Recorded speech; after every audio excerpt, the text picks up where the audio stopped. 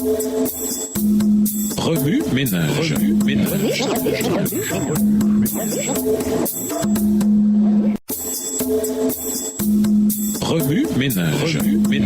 Bienvenue dans votre émission. Remue ménage. Nous voilà à la leçon de jeudi. S'impliquer, intégrité en tout.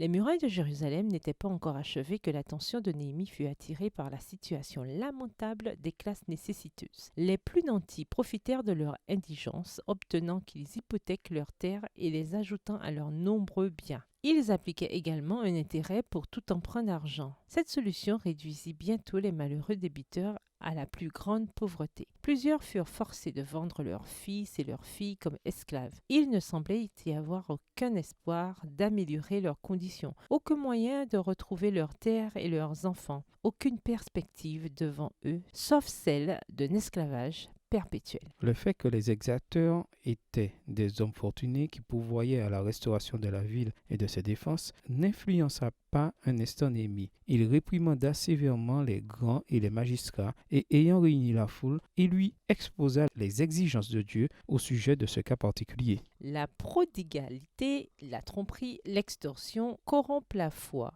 de beaucoup de croyants et détruisent leur spiritualité. L'Église est en grande partie responsable des péchés commis par ses membres. Elle encourage le mal si elle n'élève pas la voix contre le péché. Les plus grands maux qui menacent l'Église ne viennent pas de ses ennemis déclarés, des incrédules et des blasphémateurs, mais bien de ses membres indignes. Ce sont eux qui la privent de la bénédiction du Dieu d'Israël. Le monde des affaires ne doit pas sortir des limites du gouvernement de Dieu. On ne doit pas faire parade de la vraie religion simplement le sabbat et l'étaler dans la salle de culte. Elle doit se vivre chaque jour en tout lieu. Ces exigences doivent être reconnues et respectées dans chaque acte de la vie. Extrait du livre Lessons from the Life of Nehemiah, Leçon de la vie de Néhémie, de Southern Watchman, La Sentinelle du Sud, 10 mai 1904, livre écrit par Ellen G. White. Remue ménage. Après avoir analysé le passage de cette semaine et avoir révisé le verset à mémoriser, quelles sont les applications personnelles que vous pouvez faire dans votre vie? Quelles sont les applications pratiques que vous devez faire à votre école, dans votre famille, à votre travail et à l'église?